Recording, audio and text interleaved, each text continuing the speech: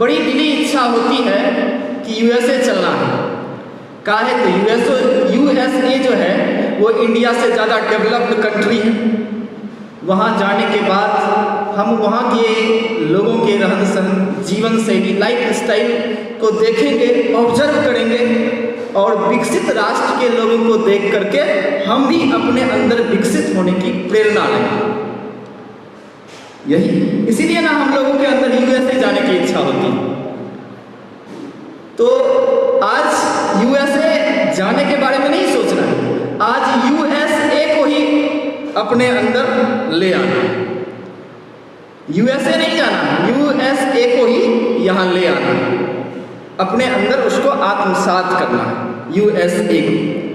तो अभी आपने यूएसए का फुल फॉर्म बताया, यूनाइटेड स्टेट्स ऑफ अमेरिका।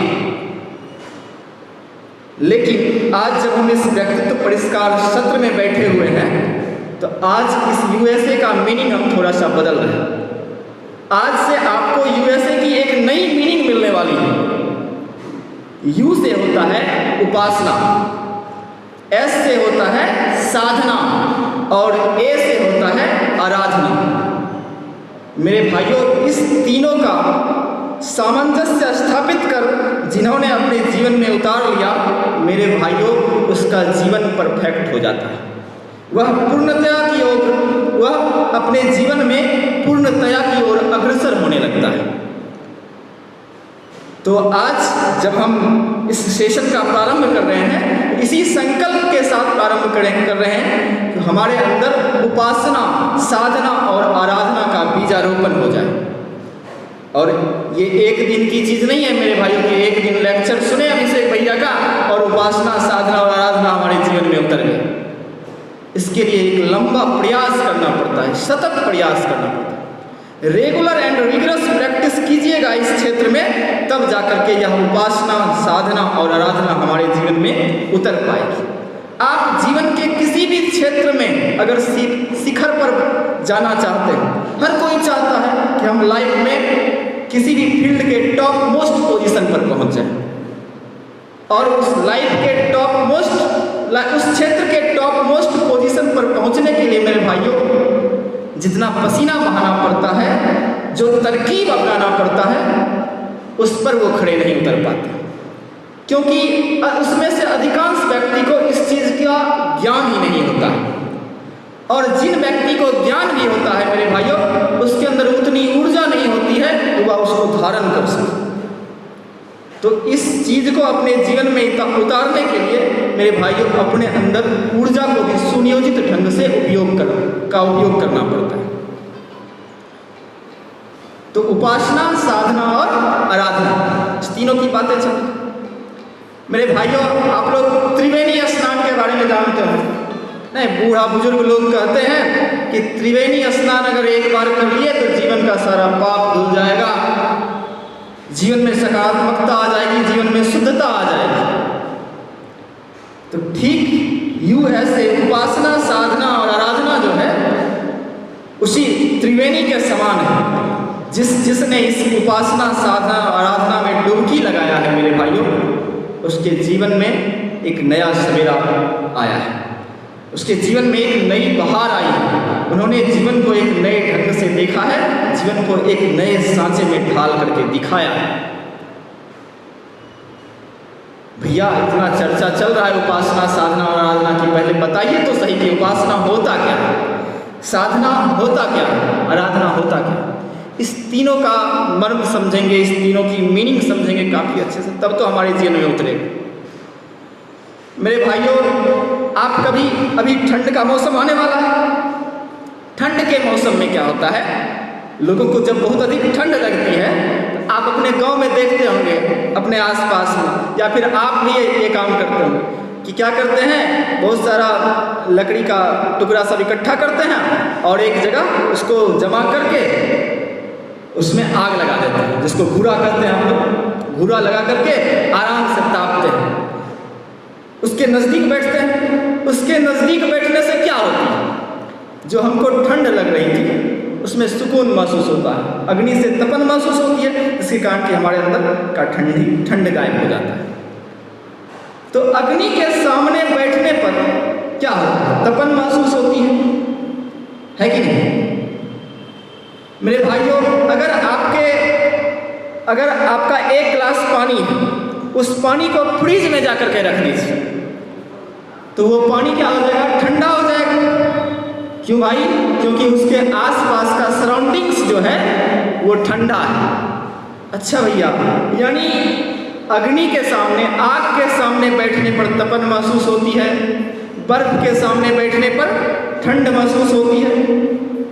ठीक उसी तरह से मेरे भाइयों, यदि आप अपने से उच्च गुण वाले व्यक्ति के पास बैठते हैं, अपने से अधिक प्रतिभावान लोगों के सामने बैठते हैं, तो उस प्रतिभा का असर, उस गुण का असर, उस सद्गुण का असर हमारे जीवन पर भी पड़ने लगता है।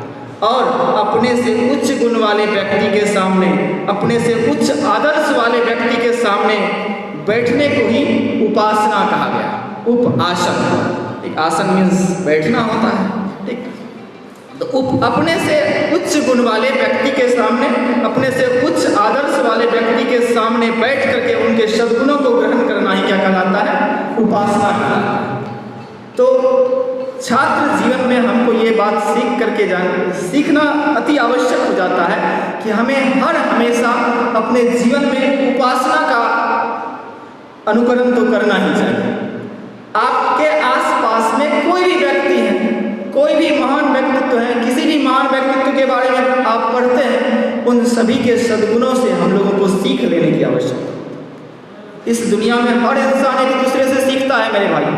जन्म से ही कोई परफेक्ट नहीं आता है, हर आदमी एक दूसरे को देख करके सीखता है। इसलिए मेरे भाइयों, उपासना का जीवन में सबसे अधिक महत्व हो जाता है, क्योंकि हम दूसरों को देख करके ही सीखते हैं। तो अब दूसरों को देख करके तो सीखते हैं, तो दूसरे जिसको हम देख रहे हैं उसका गुण आपसे कमतर होना चाहिए या आपसे उच्चतर होना चाहिए? उच्चतर होना चाहिए। हम जिसके सामने बैठ रहे हैं, जिसके साथ हमारी संगति है, उसका गुण हमसे क्या होना चाहिए? उच्चतर होना चाहिए। अब बताइए, हम यहाँ मंदिर में बैठकर साधना सत्र करने वाले भाई हैं, हम भोजपुरी गाना सुनने वाले के पास जाकर के बैठ जाएंगे, तो बताइए उसको उपासना कहेंगे क्या? उसको उपासना कहेंगे? नहीं। लेकिन मेरे भाई, हम तो करते तो वही है। यहाँ लेक्चर समाप्त होता है, हम बैठ करके वही काम करने लगते हैं।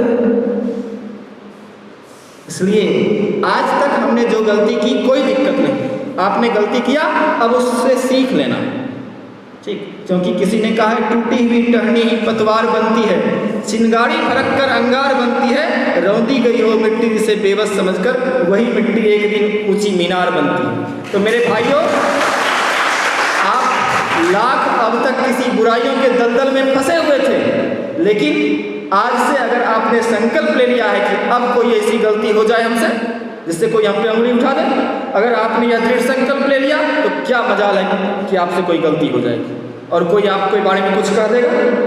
इसलिए मेरे भाइयों, हर हमेशा अपना मूल्यांकन करते रहिए कि हम जिस उद्देश्य से यहाँ आए हैं, क्या उस उद्देश्य पे हम सही तरह से काम कर पा रहे हैं क्या? मेरे भाइयों, जब यह विचार आपके मन में आएगा, तो फिर उपासना का यह कार्य जो है अपने आप आपके जीवन में उतरता चला जाएगा। तो उपासना किसकी करनी चाहिए? अपने से उच्च गुण वाले व्यक्ति की, अपने से उच्च आदर्श वाले व्यक्ति की, जिन्होंने इस दुनिया को कुछ दे करके गया है, उसकी उपासना करनी चाहिए। हमको स्वामी विवेकानंद की उपासना करनी चाहिए, हमको परम पूज्य राम शर्मा आचार्य की उपासना करनी चाहिए, जिन्होंने युग निर्माण की गाथा को लिख दिया। और आज 1926 में उन्होंने शांति कुंज में एक छोटा सा दीपक जलाया, और उस दीपक की रोशनी से आज पूरा विश्व प्रकाशित हो रहा है मेरे भाई। और उसी अखंड दीपक के बुते पूरे युग को बदलने की बात की जा रही है। समझ सकते हैं कितने महान व्यक्तित्व हैं। लेकिन मेरे भाइयों, आज तक हम क्या करते रहे? हम यही छोटी छोटी बातों में फंस करके अपने जीवन को बर्बाद करते रहे, जीवन बिताते रहे। हमने इस चीज़ को कभी जाना नहीं, जानने का प्रयास नहीं किया। आज तक शायद आप में से हमको लगता है एक भी भाई को, 2-3 भाई को पता हो, बहुत कम 1-2% भाई को पता होगा पंडित श्री राम शर्मा आचार्य के बारे में। बाकी लोगों को पंडित श्री राम शर्मा आचार्य का नाम भी नहीं पता। अब बताइए, इतने महान व्यक्तित्व हैं और अगर हम उनसे अनभिज्ञ हैं तो ये आपकी कमजोरी है। पूरी दुनिया उनसे प्रेरणा ले रही है, उनके चरणों में बैठ करके उनकी उपासना करके अपने जीवन को धन्य बना रहा है, और हम अपने जीवन को छोटे मोटे बातों में फंसा करके बिता रहे हैं, बर्बाद कर रहे हैं। इसलिए तो हम क्यों नहीं जान पाए अब तक पंडित श्री राम शर्मा आचार्य जी के बारे में? क्योंकि हम वैचारिक रूप से कमजोर थे। हम वैचारिक रूप से कमजोर थे, हमारे अंदर वैचारिक मजबूती नहीं थी। हम कमजोर विचारों में फंस करके अपना जीवन बिताते रहे। हमने कभी अच्छे व्यक्ति के बारे में, अच्छे विचारों के बारे में सोचा नहीं। तो मेरे भाइयों, आज यह व्यक्तित्व परिष्कार सत्र जो है इसी चीज के लिए है कि आपके अंदर सद्विचार आए, आप सद्गुणों को धारण करने के बारे में सोचें। जब तक सद्गुणों को धारण करने के बारे में नहीं सोचेंगे मेरे भाई, ये मेरा छात्र जीवन कभी सफल नहीं हो सकता।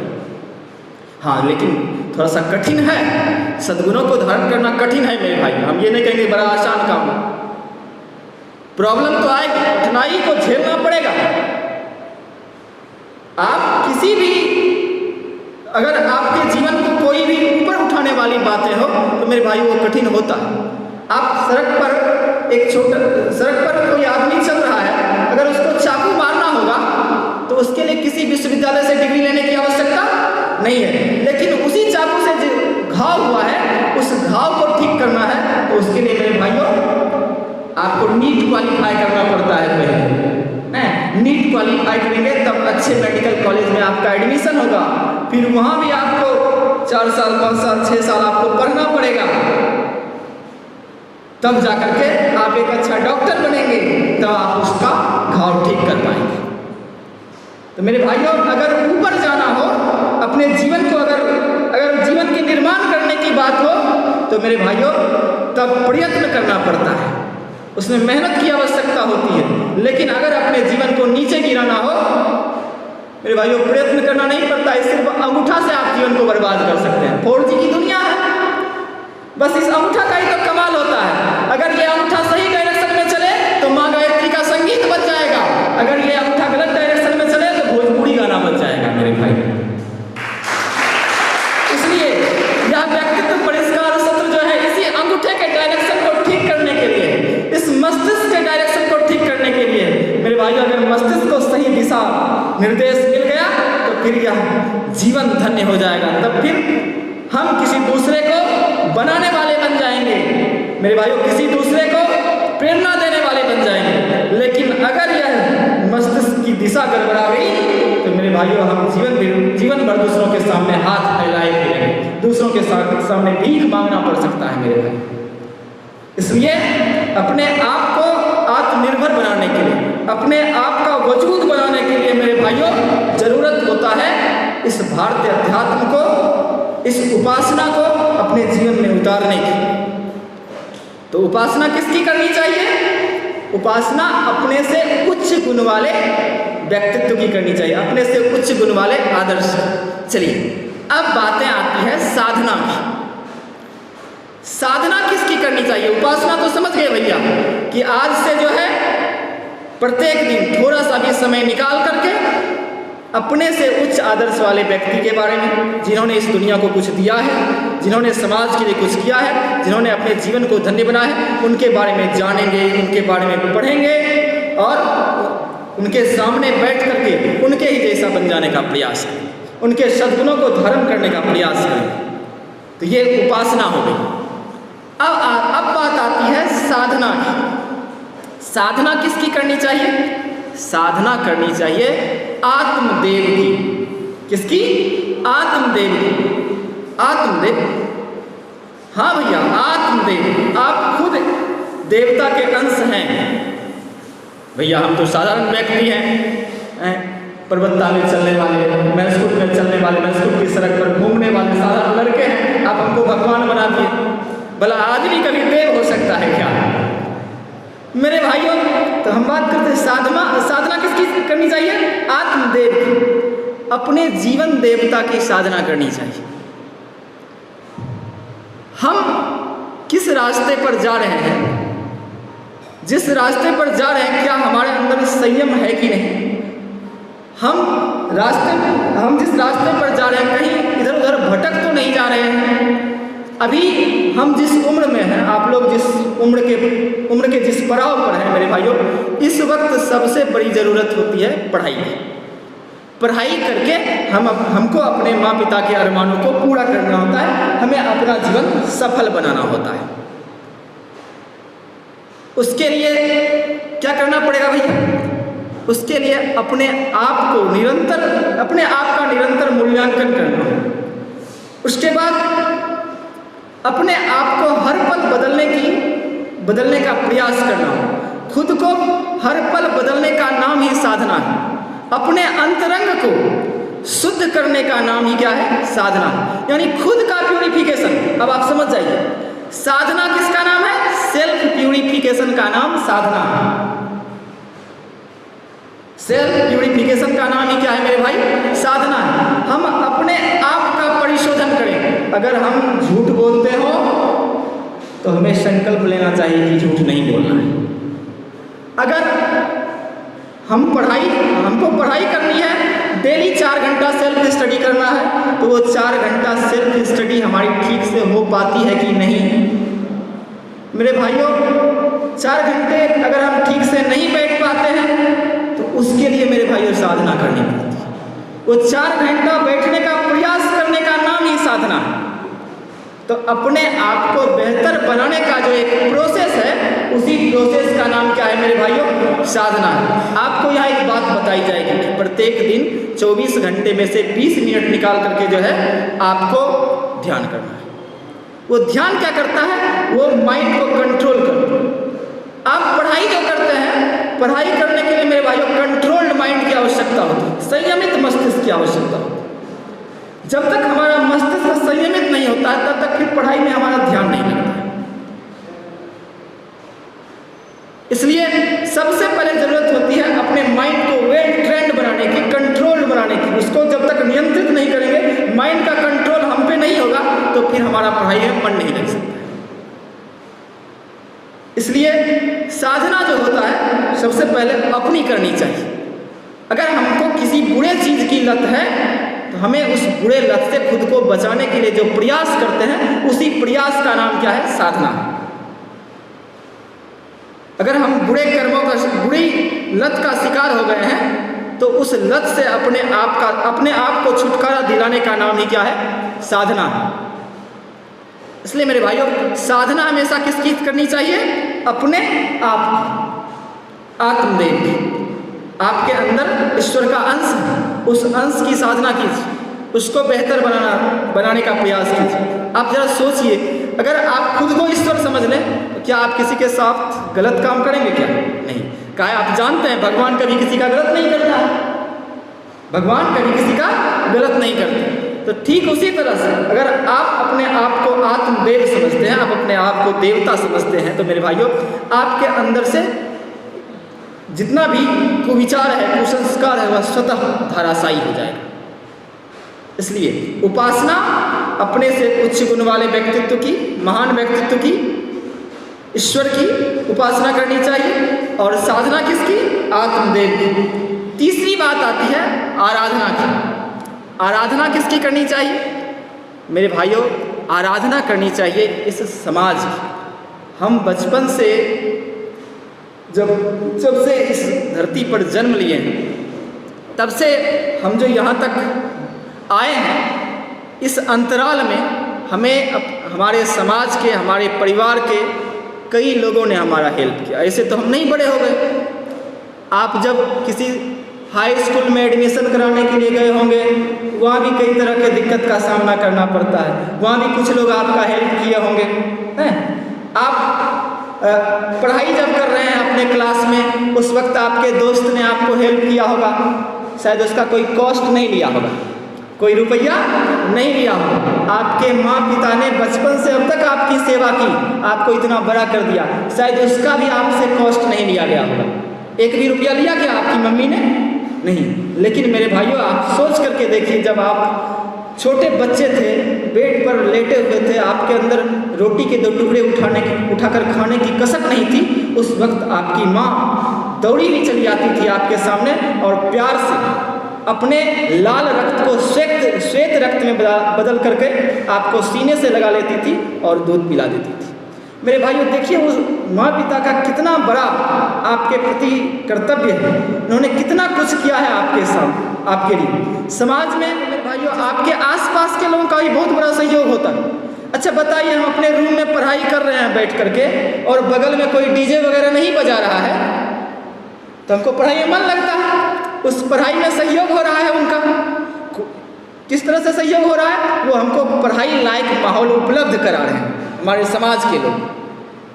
हम वहाँ से चले आए यहाँ पर हमारे बहुत सारे भाई लोग हमारा सेवा कर रहे हैं और बिना किसी रुपया के, कोई खर्च नहीं हमसे मांग रहे हैं। तो मेरे भाइयों, जीवन के हर मोड़ पर आप इसी तरह से देखेंगे ना, छोटे छोटे लोग आकर के हमारा सहयोग कर दे रहे हैं, छोटा छोटा सहयोग। यानी आप देखेंगे संपूर्ण अंतराल को, आप बचपन से अब तक के अंतराल को देखेंगे तो लगेगा कि ये जीवन हमारा थोड़ी है, सिर्फ कितने लोगों से मिल करके हमारा जीवन बना है। तो मेरे भाइयों, वह व्यक्ति जिन्होंने आपको यहाँ तक लाने में सहयोग किया है, उसका बहुत बड़ा कर्ज आपके ऊपर आ गया है। आप धरती माता को ही देखिए ना, धरती माता पे हम क्या क्या करते हैं, मल मूत्र विसर्जन करते हैं, उसी पर चलते हैं, उसकी छाती पर चढ़ करके चलते हैं, उसी की छाती को नोच करके उस पर बीज बोते हैं, उससे फसल उगता है, उस फसल को काट करके लाते हैं, उससे अन्न तैयार होता है, फिर हम भोजन खाते हैं। कितना आप देखेंगे ना, जब आराम से बैठ करके इस सब चीज़ को ऑब्जर्व करेंगे तो आपको पता चलेगा कि हमको यहाँ तक लाने में, इतना दूर तक लाने में कितने लोगों ने कितने चीज़ का सहयोग है। तो मेरे भाइयों, इस समाज का बहुत बड़ा योगदान है आपके ऊपर, आपको यहाँ तक लाने में, आपको इतना बड़ा करने में सही समाज का बहुत बड़ा सहयोग है। तो इसके कारण आपके ऊपर जो है उनका ऋण आ गया है, कर्ज आ गया है। उस कर्ज को चुकाने के लिए हमको क्या करनी चाहिए? समाज के लिए 2 घंटा थोड़ा सा समय निकालना चाहिए, उनके लिए, उनकी सेवा करने के लिए। कर्ज का जो भार हमारे ऊपर आ गया है, वह कर्ज का भार कम होगा। जो लोग ऐसा नहीं करते हैं मेरे भाइयों, जीवन पर्यंत वो रुपया तो बहुत कमा लेते हैं, ऊंची ऊंची अट्टालिका भी बना लेते हैं, लेकिन मेरे भाइयों अगले जन्म में उनको पूरा जन्म जो है दूसरों का कर्ज चुकाने में अपना समय देना पड़ता है, फिर वो अपने लिए कुछ नहीं कर पाते, जीवन भर तरसते रह जाएंगे। इसलिए मेरे भाइयों, ज़रूरत है आपको इस वक्त, इसी जन्म में प्रत्येक दिन आधा घंटा, 1 घंटा दूसरों के लिए छोटा सा सहयोग कर लीजिए। आपके घर के सामने कोई सब्जी बेचने आता है क्या? आप उसको एक छोटा सा बिस्किट दे दीजिए उसके बच्चे को, वो आपका सेवा भाव हो। एकदम छोटा सेवा का काम शुरू कीजिए ना। इससे क्या होता है जानते हैं? आपके अंदर सेवा करने की आदत आएगी। जब आदत पनपेगी तो वही धीरे धीरे वही सेवा का भाव जो है विग्रह रूप धारण करेगा। आप देख रहे हैं ना, सोनू सूद का नाम जानते हो? बड़ा आजकल का नौजवान सब सोनू सूद का फैन बना हुआ। काहे भैया? क्योंकि कोरोना काल में वहाँ जब बिहारी लोग फंसे हुए थे तो सोनू सूद ने उनको बस पे चढ़ा करके यहाँ भेजा। कितने लोग जो बीमार थे उनका इलाज करा दिया, कितने लोग बेरोजगार थे उनको रोजगार दे दिया। तो मेरे भाइयों, वही भाव, वो जो काम कर रहे हैं उसी को आराधना कहते हैं। उसी को क्या कहते हैं? आराधना। तो हमको समाज के लोगों के लिए, जिनका हमारे ऊपर योगदान है, जिनका हमारे जीवन में योगदान है, उन लोगों की क्या करनी चाहिए? आराधना करनी चाहिए। क्या करनी चाहिए? आराधना। तो अब तक 3 बातें हो गई, उपासना, साधना और आराधना।